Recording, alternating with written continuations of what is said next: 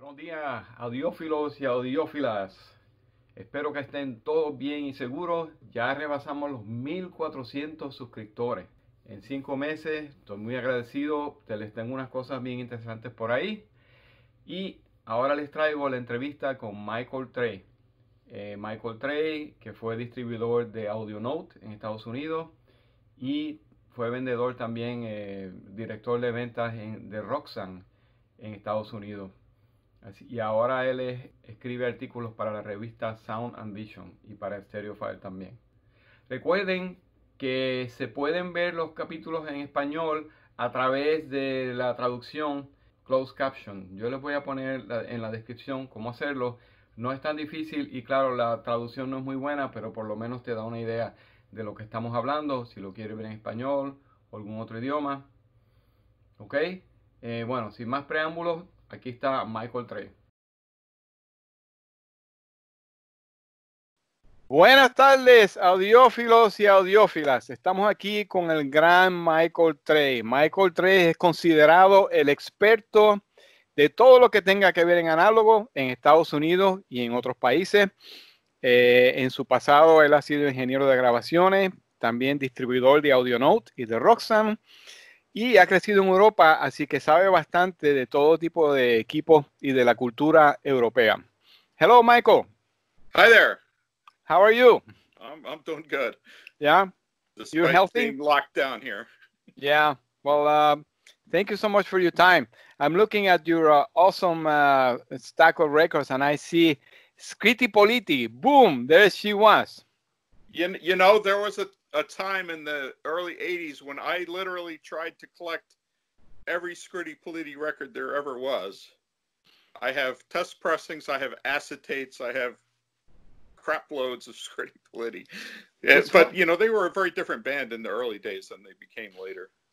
It's funny because I talked about Rush last week. I said something about Rush, how I had to stop listening to them after a certain time because they try to become techno.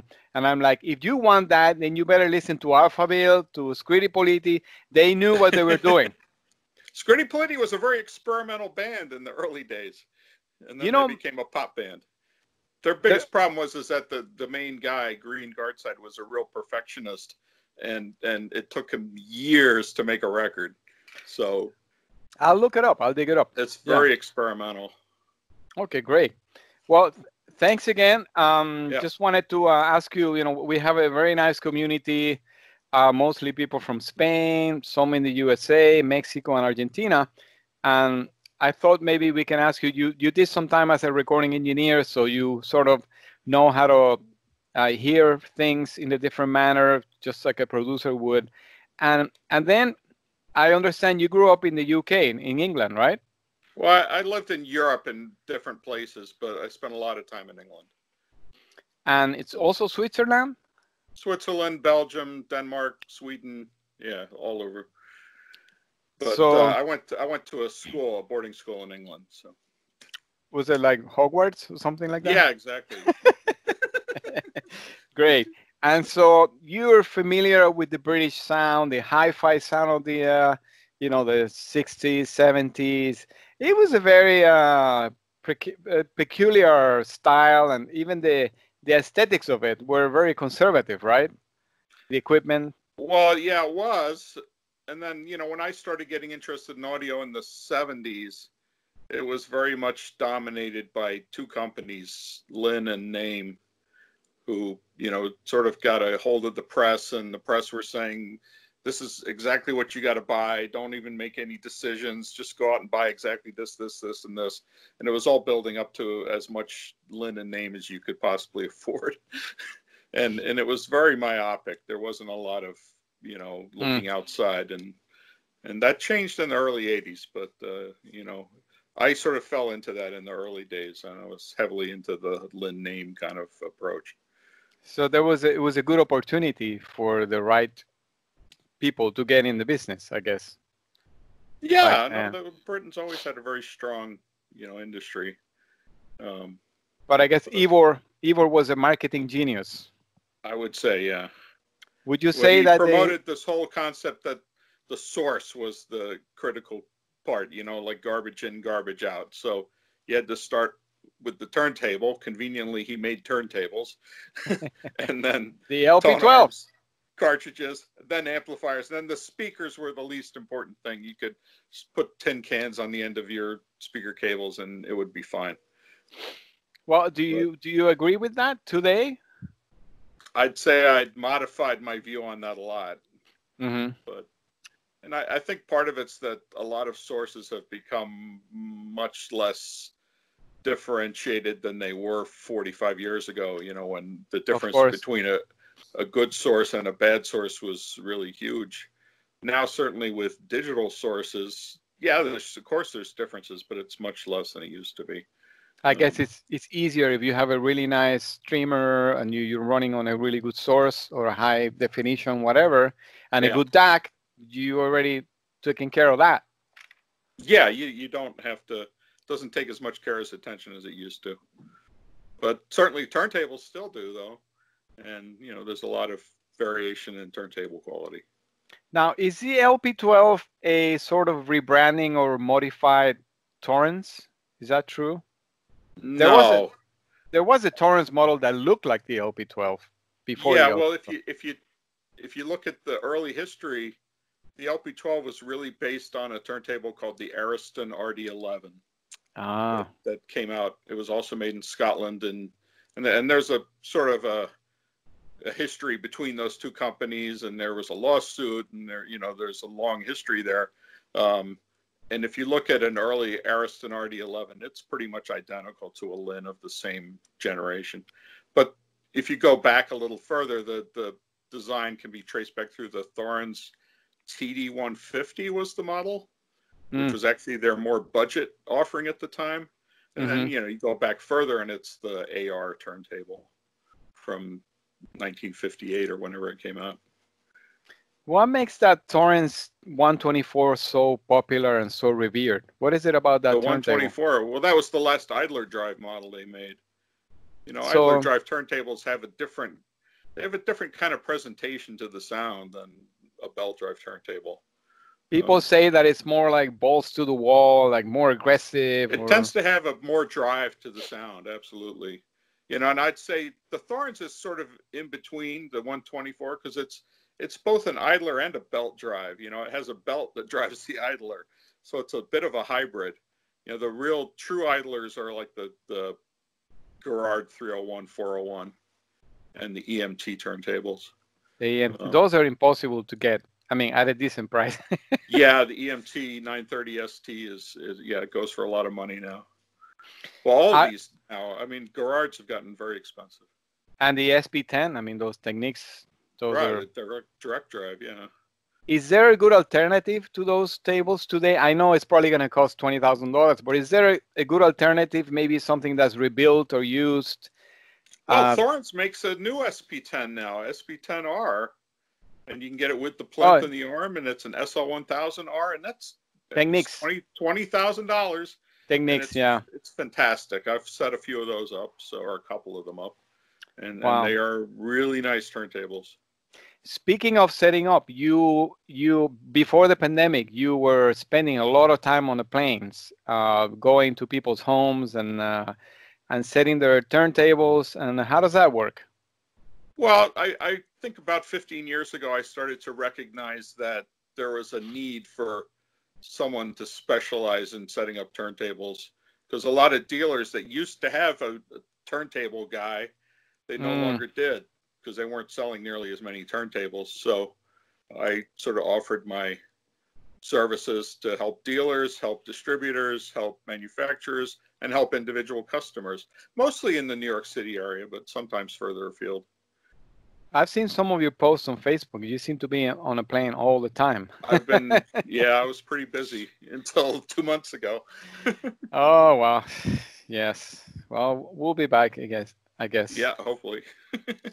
A lot of shows too. I go to, those audio shows, and then people need a turntable set up for their display room.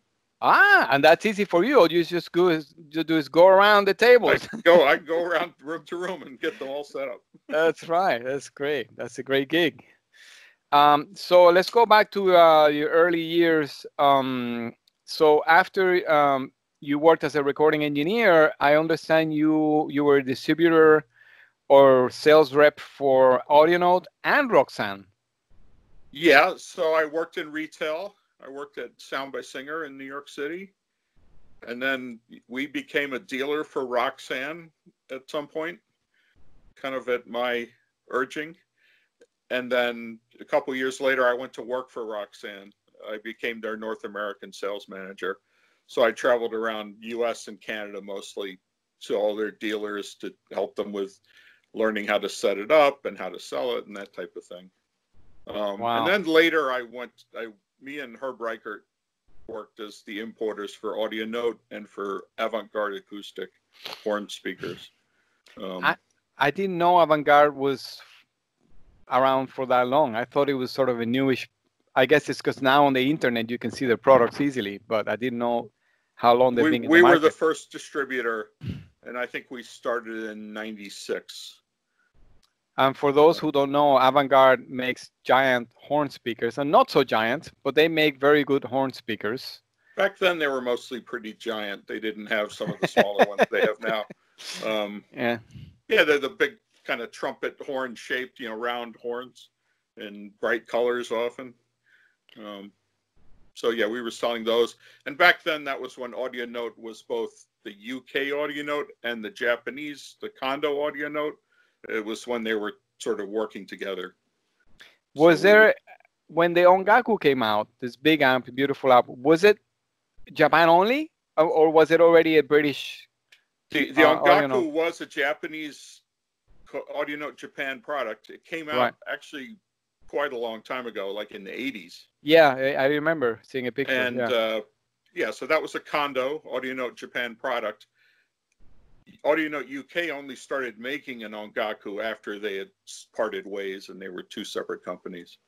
Oh, so the British AudioNote Ongaku is not the real Ongaku. In the time when they were sort of connected, AudioNote UK was the worldwide distributor for AudioNote Japan, and AudioNote Japan, Kondo, was making all the super high-end expensive products. Well, AudioNote UK was focused more on lower-cost products. Let me ask you about Kondo, because some people might not know, myself included. Kondo was the name of the man who started AudioNote. Right, Hiroyasu Kondo, yeah. And he made the transformers by hand. Yeah, he was really interested in using silver as a material, so they used silver wound transformers in a lot of products. And he made preamps and amps mostly. What's interesting that a lot of people might not realize is that the first Kondo product was a preamp that was solid state, except it had a tube power supply. That's funny. Yeah. The part that you need to be the most stable. Hey, he was thinking outside the box, but yeah, he made a transistor preamp with a tube power supply. Fantastic. So tell me about this guy, the Roxanne designer. Is it Touraj Moghadam? Yeah, Touraj Moghadam, yeah. And it must have been tough for him to start selling turntables in England when Tibor was the dominance. I mean, I'm sure he didn't like that. The king of England with turntables. Right. But, probably the most hardcore British magazine at the time was a magazine called The Flat Response, which was edited by Chris Franklin. And this guy was as diehard Linn Naim fanatic as they got. And for instance, they once did a review where they compared the Linn Basic cartridge, which is the free cartridge that they gave away. It's an Audio-Technica 1893. Not even a 95. Compared it to a Koetsu, and they said it was much better than the Koetsu. So that gives you an idea where they were coming from. Yeah. And no, somehow, I don't know what he did, but Touraj brought out the Xerxes and demonstrated it at a couple of shows, and the Flat Response magazine actually said it was better than a Linn. And then the next issue, they walked that back a little bit. But it really put them on the map. at the time, because his design approach was attacking a lot of the same problems and, going after the same strengths that Linn had gone after. So, yeah, Torres is a smart guy. And the Linn crowd is sort of like the Robert Hubbard or the L. Ron Hubbard crowd, right? It's they're very strong believers. Call it a cult, but yeah. I mean, I've heard things like switching the mat to the other side. We were at talking about Linn tweaks. Tweaks. So one of the funnier things on that line was at one point someone discovered that if you take the cueing device out of the Linn Itak arm, which was at the time their top arm, if you just remove the whole cueing mechanism, it sounded better. And then back then the arm had a little separate clip, to put the arm in. And someone said, well, if you take the clip off, it sounds better too. So now you had an arm where you had nowhere to put it. You kind of with an expensive cartridge. There was nowhere to go. So people would have a little wood block with a V shape in the cut in the top of it, and they'd put that on the arm board and rest the arm on that. Now, most people, they would do this until they broke a cartridge. They'd say, screw that, I'm going back to putting the lifter and the cueing back and the clip back on. I'd say that, and also flipping the mat. I mean, that's a cult. There's all kinds of things. There's something called clocking the platter, which is, you have an inner platter and an outer platter, and people will say that where the outer platter is rotated relative to the inner platter is critical. So they will turn it a few degrees and listen at each position and then find the position where it sounds best. So yeah, there's a lot of that. And also, is it true? Okay, that's fine. That's all fine. Yeah, it's all tweaking. It's harm, tweaking. Yeah. And is it true that they ran a little bit faster because you just made the music a little more exciting? I don't know if that's true, but no, because the speed is actually adjustable. Part of the setup, you can adjust the tilt of the motor and get the speed perfectly set. Riga was always accused of that, and okay, that's what there's some truth to that. Yeah. Oh, okay. And so back in the 70s and 80s, it was Linn with Naim. Naim was attached to Linn, basically. Yeah. So at the time, so Linn made the speakers and the turntable. So they made the front and the back end, and then they made the electronics that went in between. It's a very common package of system. Then it all fell apart in 1985 when Linn came out with the amplifier. Oh, so it wasn't even because of the transition to digital, because I know Naim does digital. It was neither because company did digital at that point, but yeah, Linn came out with an amplifier in '85, and then the whole sort of cabal or whatever you want to call it fell apart. Naim came out with a modification for the Linn with a power supply called the Armageddon. Just to give you an idea where they were thinking. Yeah, I remember my cousin had an LP12 and he also had that amp. It was pretty advanced because he had touchpads. I mean, the Linn amp. Yeah, the Linn amp had the touchpad. That's what really killed it for me, because I bought the Linn amp, the LK1 preamp and the LK2 amp, the moment they came out, and I hooked them up, and I didn't like the sound. It really broke the spell for me. Interesting. I remember at the time, Talking Heads had an album out called Little Creatures, and one of the tracks on there was called Give Me Back My Name, and I kept playing this track. That's great. Wow. I always wondered, marvel at all this. They had these stacks of the Naim components. They all look the same to me. They all had like a power switch. And I'm like, how are you supposed to be able to use that? What is it? How can you tell one from the other? Well, right. So you'd get into triamp systems, where you had 6 amplifiers, because you had 6 mono amplifiers, and then a crossover, and then a preamp, and everything had its own power supply. So there were more boxes. They're really into that. I had a Cirrus stack one time, and I bought the power supply for the CD player and for the integrated amp, and they're really into selling you extra power supplies. Well, that's good in some way, because it's an upgrading path. Yeah, which I think is a good thing. So What is this thing about the new company for Tourage is a Verter, right? Right. And he believes something about removing the spindle cap versus the Well, clamp. most of the things that he's doing at Verter go back to Roxanne. I mean, Okay. from day one, the Roxanne turntable had a removable spindle. They didn't have it on the cheaper turntable, the Radius, but they had it on the Xerxes and on the TMS, their flagship model. Now, his idea is that you don't want vibration and noise from the platter and the bearing transferred into the record. So you have a felt mat that, you know, has actually their felt mat is fairly stiff. But you put the record on the platter with the spindle in place so that it's centered properly. Then you pull out the spindle, and now the record is only touching the felt. It's not making a rigid mechanical coupling to the platter or the bearing in any way. There's no metal to metal. Yeah. Right. Or, well, the record's not metal, but yeah. No, I mean like the spindle. You're right. There's no rigid transfer of vibrations from the bearing into the record. Right. So you know, that was his philosophy, and I think there's some validity to that. Interesting. And now the war of the arms. I mean, now that Jelco has closed down their headquarters and SME is not selling arms, right?